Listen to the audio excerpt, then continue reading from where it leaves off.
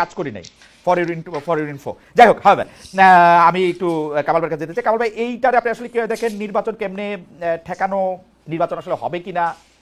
আর আমি একটু কামাল ভাই একটু এটাও দেখেন, আমার কিন্তু এখন ডক্টর ইউনূসকে মানে উনার এই 1 বছর যদি আমি বিশ্লেষণ করি, 8 মাস আমার কাছে মনে হয়েছে যে উনি একদিকে অ্যালাইন হয়েছিলেন, এই 4 মাস আমার মনে হচ্ছে যে উনি পুরোপুরি বিএনপির পকেটে ঢুকে গেছে। এইটাও আপনি একটু দেখেন, এটা আমার মনে হয়। আমি আমার মতো করে আমি একটু ছোট করেই বলি, আমরা সময় খুব কম। জি, আমরা সময় একটু বাড়াই দিব, শুধু আপনি বলেন। জি কামাল ভাই।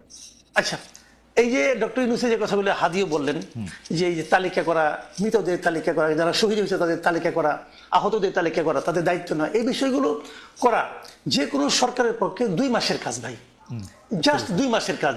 কারণ সরকারের তো হাত সব জায়গায় আছে, সরকারের সংস্থা একদম গ্রাম পর্যায়ে পর্যন্ত আমাদের দেশে আছে। এটা সংগ্রহ করা, চেক করা, রিচেক করা, এটা কোনো ব্যাপার না। তাহলে তো ওনারা করলেন না কেন?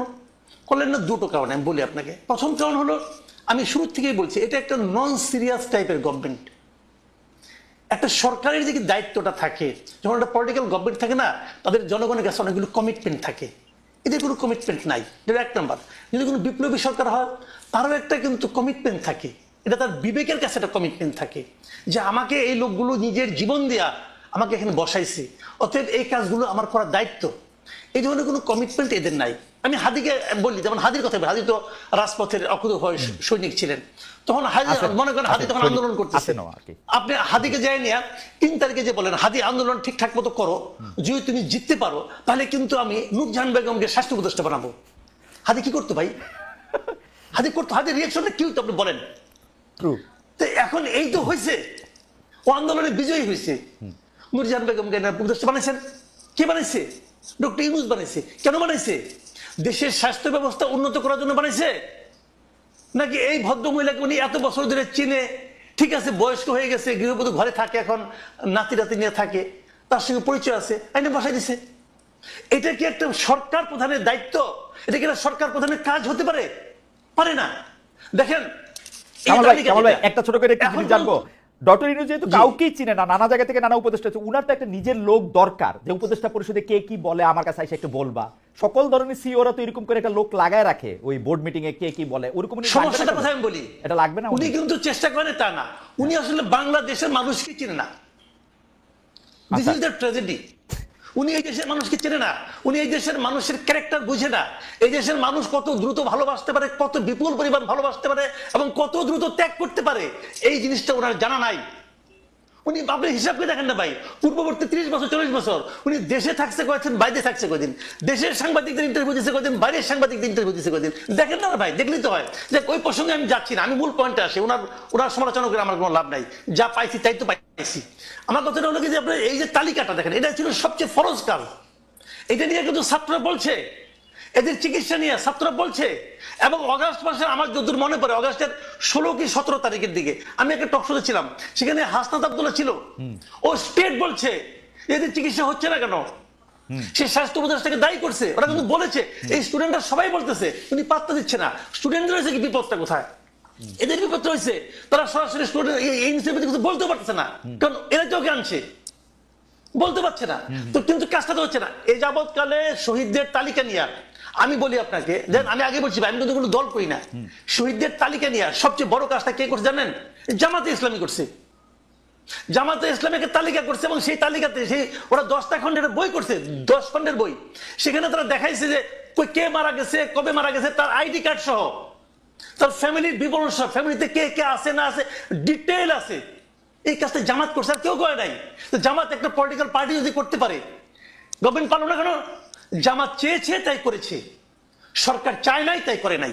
ওকে, দিস ইজ দ্য পয়েন্ট, আর কিছু না। আমি তো দায়িত্ব নিয়ে বলছি, এই সরকারের উপদেষ্টা পরিষদে যত লোক আছে, এর মধ্যে শতকরা 80% লোকের এই আন্দোলনের সঙ্গে, এই গণ অভ্যুত্থানের সঙ্গে শারীরিক, মানসিক, আর্থিক, বুদ্ধিভিত্তিক কোন ধরনের সংশ্লিষ্টতা ছিল না। তারা শুধু তাদেরকে ব্যবহার, এবং আমার কাছে মনে হয় অনেকটা এনজিও সিস্টেমের মতো। এনজিওর কাজ হচ্ছে প্রবলেম জিয়ায় রাখা, তারা এরকম একটা কিছু করতে চাইছে বলেও আমার কাছে মনে হচ্ছে এনজিওর মতো।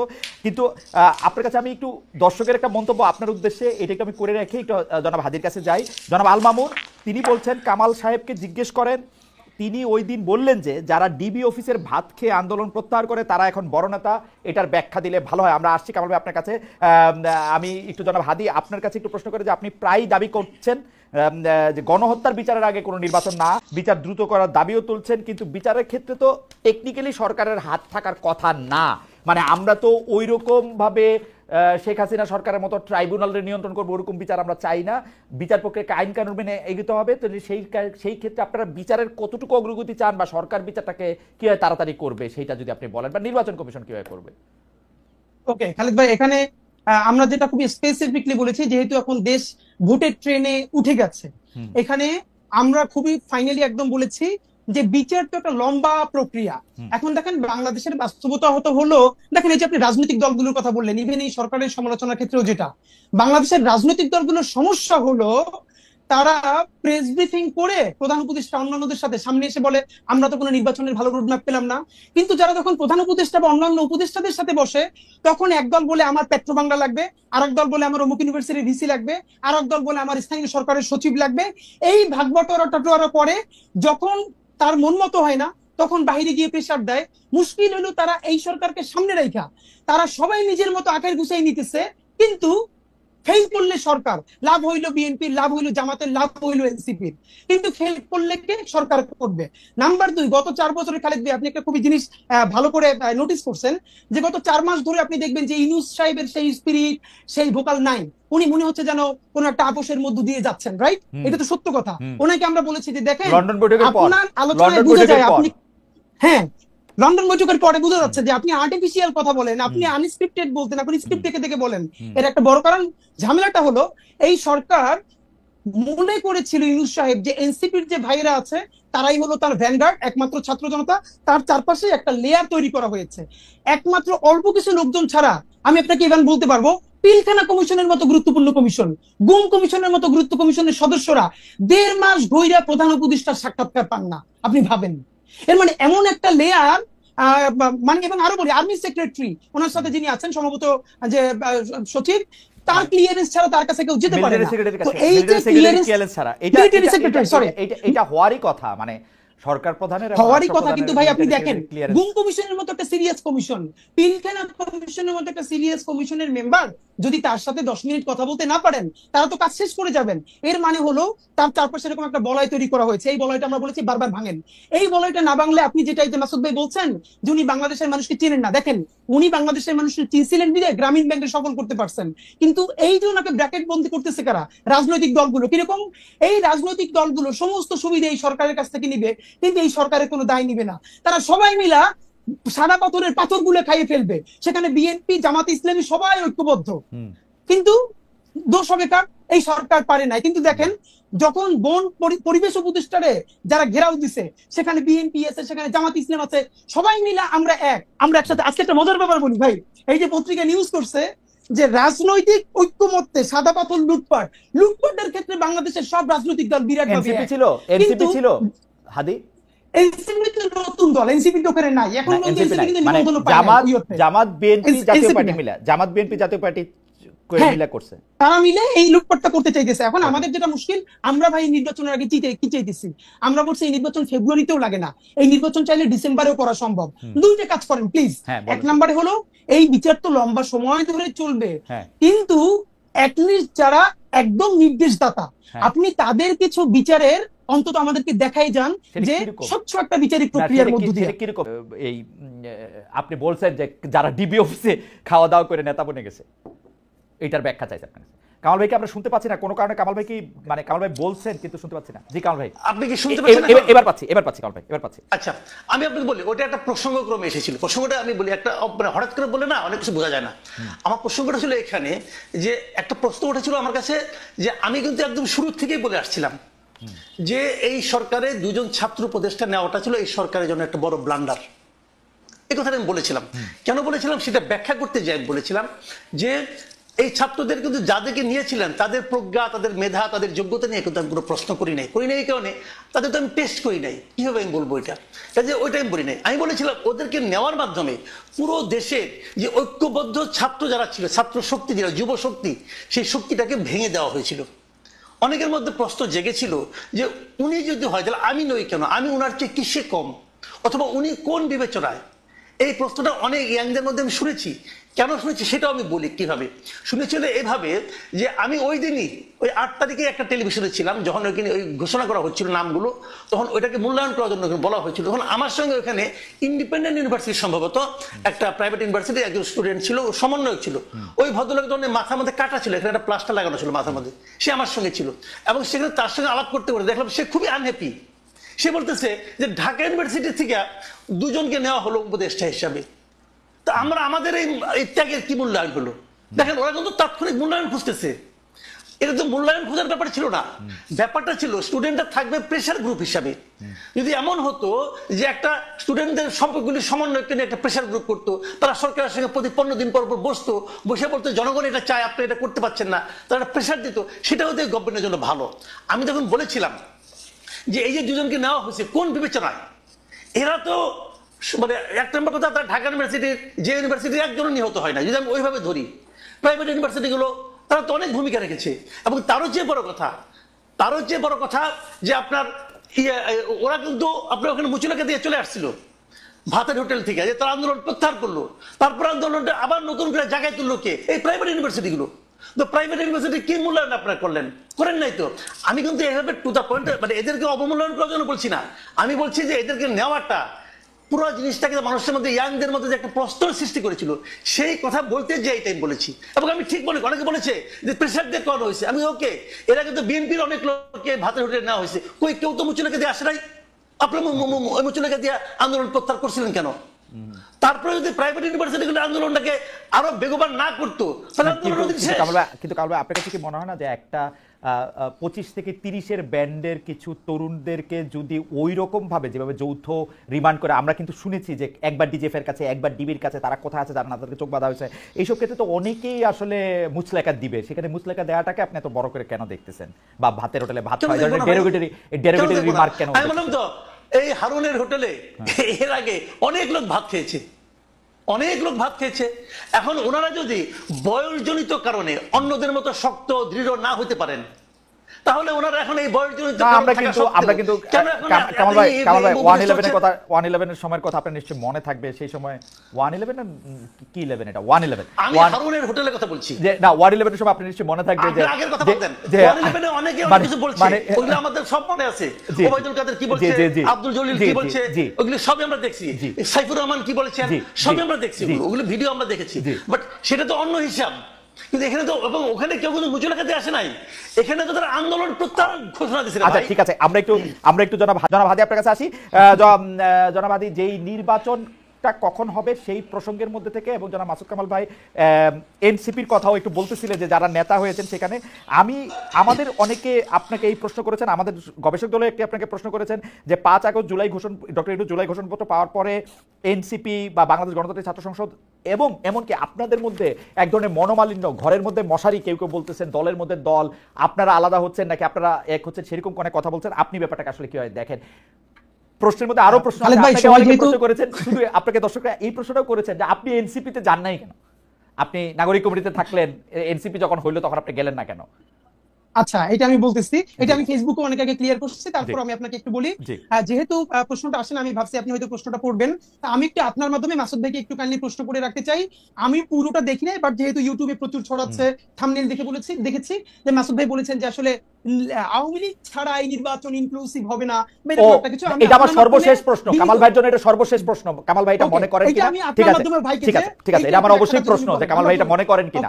জি রাইট, আপনি যদি আপনি বলেন। নাম্বার 2 হলো এইখানে ভাই কয়েকটা ব্যাপার, যে মুচলেখা দেওয়ার যে কথাটা বললেন না মাসুদ কামাল ভাই, যে ওরা কেন মুচলেখা দিল, একটা ব্যাপার হলো দেখেন, এই গণ অভ্যুত্থানের পরে আমাদের সাথে যারা উপদেষ্টা হয়েছে, বিভিন্ন আন্দোলন করছে, এদের ব্যাপারে যখন যেটা দেখেছি আমরা সমালোচনা করেছি। কিন্তু একটা ব্যাপার দেখেন খালেদ ভাই, আমাদের আজকে আপনারা যত বিপ্লবী মুভি দেখেন, যাই দেখেন, আমি নাহিদের হাজারটা সমালোচনা করছি, নাহিদের করছি, অন্যদের করতেই থাকবো। কিন্তু এরপর আমি যেটুকু অ্যাড্রেস করব, যদি এই ফ্যাসিবাদের পতন না হইতো, তাইলে যদি প্রথম কারো ফাঁসি হইতো, সেই ফাঁসিটা নাহিদের হইতো, আমার ওয়াকার সাহেবের হইতো, হয়তো সেটা কি ওয়াকার সাহেবের আগে হইতো না নাহিদ সাহেবের আগে হইতো, এটা নিয়ে আমার ডাউট আছে। কারণ আমার কাছে মনে হয় যে শেখ হাসিনার পুরা দায়টা ওয়াকার সাহেবের দেয়। উনি মনে করেন না নাহিদ সাহেব এত বড় বিপ্লবী, উনি মনে করে ওয়াকার সাহেব বেইমান করছে। আপনি বয়ানটা দেখেন কিন্তু আচ্ছা ওকে, সেটা যেটাই হোক, কিন্তু সিভিলিয়ানদের মধ্যে, কারণ নাহিদ যেদিন 3 দফা মানে 1 দফায় ঘোষণা করেছে সেদিন কিন্তু তার মৃত্যুর পরোয়ানা মানে সে স্বাক্ষর করেছে। এখন এখানে ব্যাপার মুচলেকা দেওয়ার ব্যাপারটা মাসুদ ভাই কেন রিলেট করতে পারবে না আমি আপনাকে বলি। এর কারণ হলো মাসুদ ভাই এর উত্তরটা একটু আগে বলছে, আপনাকে বললো না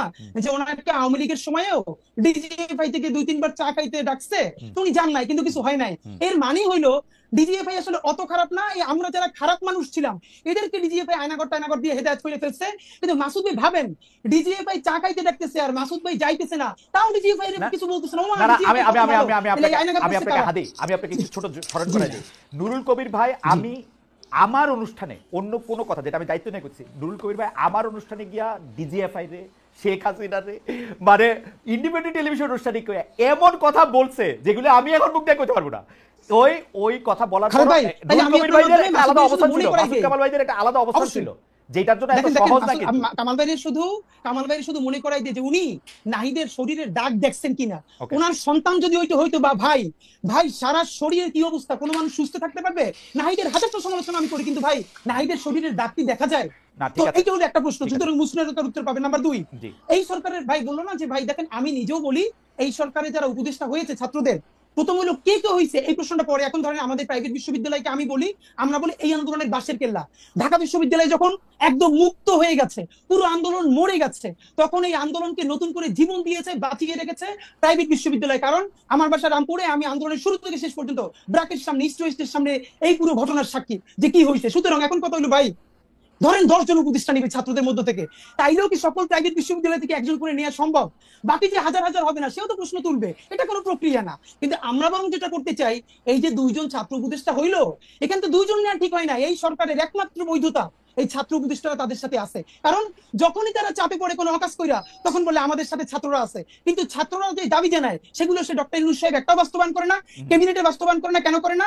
কারণ এই ক্যাবিনেটের অনেকজন উপদেষ্টা ইতিমধ্যে বিভিন্ন রাজনৈতিক দলের সাথে নেগোসিয়েশন করছে। আমার কিন্তু তাই মনে হয় যে আপনি কি সেটা বলেন যে 7 জন উপদেষ্টাই বা 10 জন উপদেষ্টাই ছাত্রদের থেকে নেওয়া উচিত ছিল? আমি মনে করি 3 ভাগের ন্যূনতম 1 ভাগ, 3 ভাগের ন্যূনতম 1 ভাগ ছাত্রদের মধ্য থেকে নেওয়া উচিত ছিল, এবং এখান থেকে অবশ্যই প্রাইভেট বিশ্ববিদ্যালয় থেকে নেওয়া উচিত ছিল। 3 ভাগের 1 ভাগ মানে আপনি 8 জনের কথা বলতেছেন যে ছাত্র 8 জন অন্তত। এবং আমরা সেখানে প্রেস ব্রিফ করে বলেছি এইখান থেকে প্রাইভেট বিশ্ববিদ্যালয় থেকে নিতে হবে মিনিমাম 2 জন। আমাদের নারীরা যদি না নামতো, জীবনে জুলাই সফল হতো না। একজন কই নারী শিক্ষার্থী কই? এই আমরা বলেছিলাম, তখন আমাদেরকে বলে যে নারীর ওই এক্সপার্টিস আছে কিনা। তখন আমি প্রশ্ন করছি, এই যে উপদেষ্টাদের মধ্যে মিনিমাম 5 জনের নাম বলতে পারবো যাদের কোনো এক্সপার্টিস নাই, তাদেরকে যদি রাষ্ট্র পালতে পারে, তাহলে আমাদের 2টা বোন এই সমস্ত নারীদের মধ্য থেকে, ছাত্রীদের মধ্য থেকে উপদেষ্টা হইলে আমরা ইনক্লুসিভ ফিল করতাম না, ইনক্লুডেড ফিল করতাম না? আমাদের প্রাইভেট থেকে 2টা ছাত্র যদি থাকে, কওমি মাদ্রাসা এত জীবন দিছে, ধরেন মাদ্রাসা থেকে একটা ছেলে, প্রাইভেট বিশ্ববিদ্যালয় থেকে 2টা ছেলে, নারী শিক্ষার্থীদের মধ্যে থেকে 2 জন বা 1 জন, তাতে আমরা সবাই ইনক্লুডেড ফিল করতাম। এইটা না করে যেটা হইছে, এখন ছাত্র জনতা বিভাজিত হইছে। ইনক্লুডেড ফিল না করে জনাব মাহফুজ, জনাব নাহিদ, জনাব আসিফ উপদেষ্টা পরিষদে গেলেন কেন? এবং ডক্টর ইউনূস যখন ক্লিনটন ফাউন্ডেশনে মাহফুজ সাহেবকে পরিচয় করে দিচ্ছেন, উনি হচ্ছেন এই আন্দোলনের মাস্টারমাইন্ড, যখন শফিক সাহেব বলতেছেন যে এই আন্দোলনের পিছনে ছিল হচ্ছে এটা, তখন ওনারা খুব আরাম করে মৃদু হেসে এটা উপভোগ করতেছিলেন কেন? ওনারা কেন বললেন না যে আমাদের ভাই বোনরা না আসা পর্যন্ত আমরা থাকবো না এখানে? দেখেন, এই জন্যই বলছিলাম যে মাহফুজ আলমের ব্যাপারে আমরা একটা পরামর্শ দিয়েছিলাম, এইটা কিছুদিন আমার মনে হয় বাস্তবায়ন হয়েছে। যেমন আমি বলছিলাম ওনার হাত থেকে ফোন কাইডা নেওয়া হোক, উনি যখন পোস্ট করতে চাইবেন এটা প্রধান উপদেষ্টা দেখে পোস্টটা দিয়ে দিবেন। এরপর উনি অনেকদিন চুপচাপ ছিল, এরপর সরকার কিছুটা নিরিবিলিও ছিল। তো এখন আমাদেরকে যদি এগুলাই চলান লাগে, সেটা ঠিক আছে। আপনি কেন এনসিপি করেন না সেটা যদি এক লাইনে বলতেন, অনেক দর্শকের। আমি এনসিপি করি নাই ভাই, আমি জাতীয় নাগরিক কমিটির কেন্দ্রীয় সদস্য ছিলাম। যখন এটা পলিটিক্যাল ফরমেশনে যাবে, তখন আমার মনে হয়েছে যে পলিটিক্যাল পার্টি জুলাই অভ্যুত্থান অনুপ্রাণিত অবশ্যই একটা লাগবে। কিন্তু সবাই যদি পলিটিক্সে যায়, দেখুন এখন আমাকে বিএনপি গালি দেয়, আবার বিএনপি আমার কথা পছন্দ করে, জামাত গালি দেয়, জামাতও পছন্দ করে, কারণ আমরা জুলাইয়ের একটা প্রেসার গ্রুপ হিসেবে সবাইকে একতাবদ্ধ রাখবার চেষ্টা করছি। তখন মনে হয়েছে আমি যদি নিজে একটা পার্টিতে যাই, তাহলে এই আমার শেষ প্রশ্নটা আপনি করে রাখি, আপনি সকলকে একতাবদ্ধ রাখতে চাইছিলেন, আপনি একজন শিক্ষক, আপনি আপনার জন্য কত নাম্বার আপনি দিবেন, আপনি সকলকে একতাবদ্ধ করতে পারছেন কিনা, এই বিভাজন দেখে আপনার আসলে কেমন লাগে? আপনার জন্য শেষ প্রশ্ন। কিন্তু আপনার প্রশ্ন দিয়ে আমি কামাল ভাইকে শেষ প্রশ্ন করতে চাই। কামাল ভাই, নানা ক্লিপিং ঘুরতেছে এরকম যে আপনি ইনক্লুসিভ ইলেকশনের কথা বলতেছেন, যে ইনক্লুসিভ ইলেকশনের আপনার দেওয়ার শর্ত হচ্ছে আওয়ামী লীগ না থাকলে ইলেকশনটা ইনক্লুসিভ হবে কিনা। আপনি প্রশ্ন তুলছেন যারা আওয়ামী লীগকে সাপোর্ট করে তারা কাকে গিয়ে ভোট দিবে, এইটা আপনি যদি আমাদের একটু ব্যাখ্যা করতেন, আপনি সত্যি এরকম মনে করতেছেন কিনা যে আওয়ামী লীগ না হলে ইলেকশন ইনক্লুসিভ হবে না? জনাব কামাল ভাই। আমি বলি, আমি ইনক্লুসিভ ইলেকশন চাই, এটা আপনি একটু চেষ্টা করে খুঁজে দেখেন, কোথাও পাবেন না। ইনক্লুসিভ শব্দটা আমি ইউজ করি না। আমি অন্য কথা বলেছি। আমি একটা প্রশ্ন করেছি সরকারের কাছে সেই প্রশ্নটা হলো যে এই দেশে কমপক্ষে 1 কোটি, আমি যেটা বলেছি সেটা বলছি, কমপক্ষে 1 কোটি লোক আছে। আসলে এটা 1 কোটি হবে না, কারণ জাহেদ একটা হিসাব দিয়েছে, সেই হিসাব অনুযায়ী করলে প্রায় 2.5 কোটির মতো হয়। ঠিক আছে, আমি তবু 1 কোটি বলছি, 1 কোটি আমি থাকি।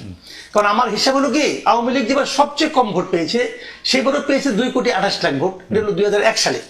তারপরে দেশে ভোটার সংখ্যা বেড়েছে, আওয়ামী লীগের দুঃশাসন বেড়েছে, কাজে এই সব মিলে কমে টমে আমি এটাকে খুব কনজারভেটিভ হিসাব করলে আমি বলতে পারি যে মিনিমাম এই দেশে 1 কোটি লোক আছে যারা জীবনে কোনোদিন নৌকা ছাড়া অন্য কোনো মার্কায় ভোট দেয় নাই। আমার এটা অবজারভেশন। আমার প্রশ্ন হলো, আপনি যে নির্বাচনটা করতে যাচ্ছেন ওই 1 কোটি ভোটারের জন্য আপনি কি বিকল্প রাখলেন? ওকে, আমি কি একটা প্রশ্ন করতে পারি কামাল ভাই? কামাল ভাই, আপনি আমার প্রশ্নটা সহজ যদি জবাব দেন, সেটা হচ্ছে যে বাংলাদেশে একটা রাফ হিসাবে 10 কোটি ভোটার আছে, যদি আমরা হিসাবের সুবিধাতে ধরে নিই, এই 10 কোটি ভোটারের 3টা ইলেকশনে ভোট দেওয়া হয় নাই, ভোট দিতে দেওয়া হয় নাই স্বাধীনভাবে। ওই 1 কোটি লোক যাদেরকে আপনি আওয়ামী লীগের সমর্থক বলতেছেন, তারা এটাতে মজা নিছে, আরাম করছে, হ্যাডম নাই বলছে, তাদের তো একটু শাস্তি পাওয়া হইছেই, আমি যদি এমন ভাবে বলি। তারা এবার ভোট দিতে না পারলে না, আমি ওটা ওভাবে দেখি না, আমি ওভাবে দেখি না। এই কারণে আমি বলি আপনাকে, দেখেন একটা আওয়ামী লীগের গত 3 বছর 3টা শাসন, যেটা আমি 2014, 18 এবং 24 যেটা ধরি, এই 3 বছরে আওয়ামী লীগের যারা নেতৃত্বে ছিলেন তারা এই দেশের মানুষকে ভোট জিনিসটা ভুলিয়ে দিতে চেয়েছেন এবং তারা গায়ের জোরে এই কাজটা করেছেন। এই অন্যায়ের কোনো সীমা পরিসীমা নাই এবং এই জন্য যারা এই কাজটা করেছেন সবারই বিচার হওয়া উচিত। কিন্তু আমি এটাও বলি পাশাপাশি, এর জন্য যদি আপনি 1 কোটি লোককে দায়ী করেন, সেটা আমি মনে করি ঠিক হবে না। একটা কথা আপনি বলেন, এই কাজটা যারা করেছে তারা কিন্তু এই দলটাকে বিভ্রান্ত করেছে। আমার কাছে সরাসরি হিসাব যে আওয়ামী লীগ 96 আওয়ামী লীগ ছিল না, 96 আওয়ামী লীগ আর 2014 আওয়ামী লীগ কি এক না? কিন্তু 96 সঙ্গে 2014 আওয়ামী লীগের কি গঠনতন্ত্রে কোনো চেঞ্জ আসছে? তাও তো আসে নাই। তাহলে এই সময় কাজটা হলো কেন?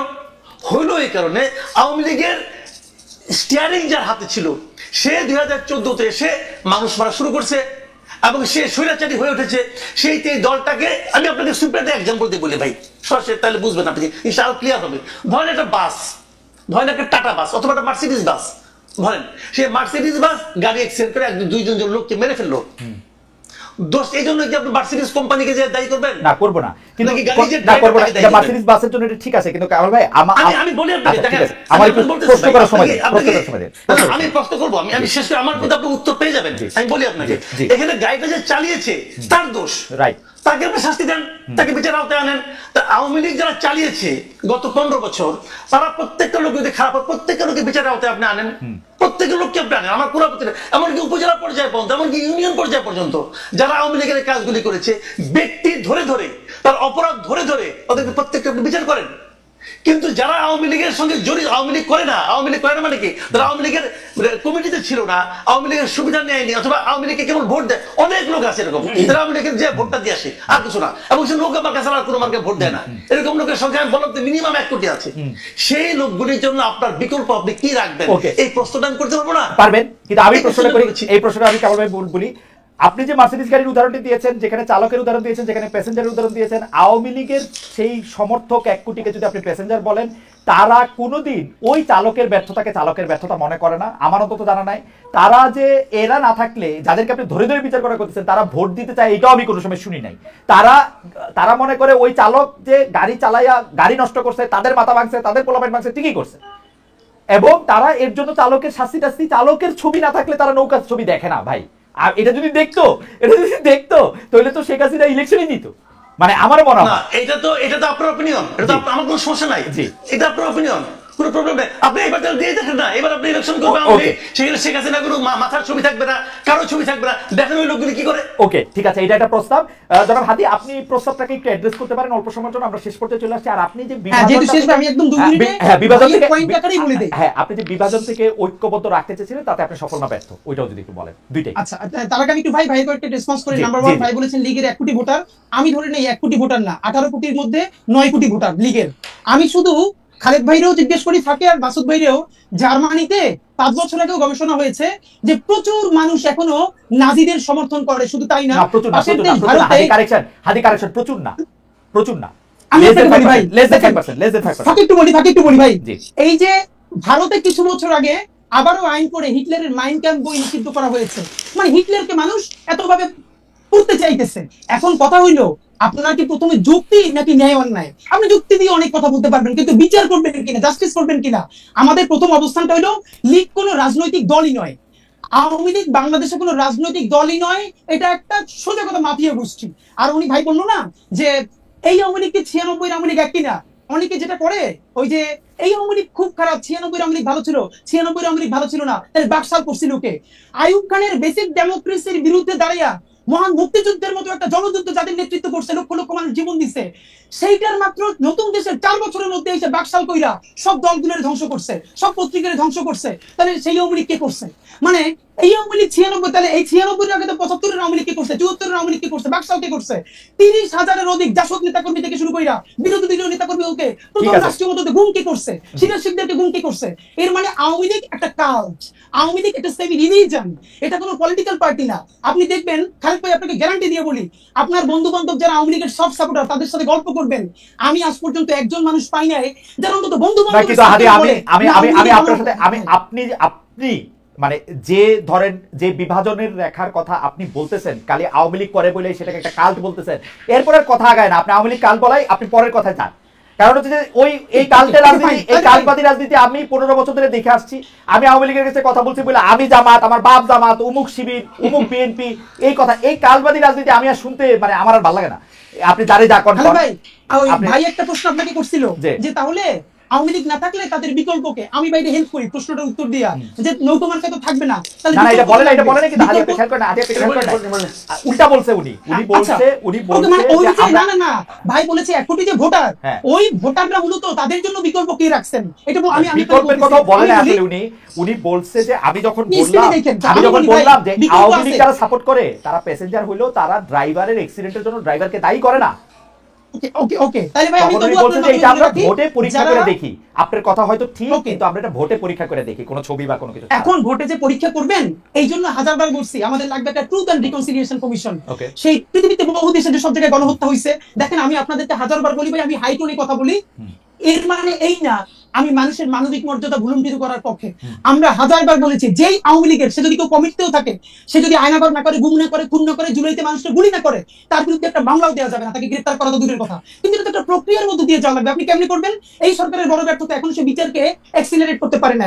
যত মানুষ আয়নাঘর করছে, গুম করছে, হত্যা করছে, পিলখানা করছে, শাপলা করছে, আপনি যদি তার বিচার করে ফেলতে পারেন, তাহলে বিচারের বাইরে যে সব আওয়ামী লীগ আছে সে তো ক্রিমিনাল অফেন্স করে নাই, তাহলে আপনি তার তওবা কমিশন করেন, বিচার করে ফেলতে পারবে না তো, বিচার করে ফেলতে হাদি বিচার করে ফেলতে পারবে না তো এই সরকার আসলে।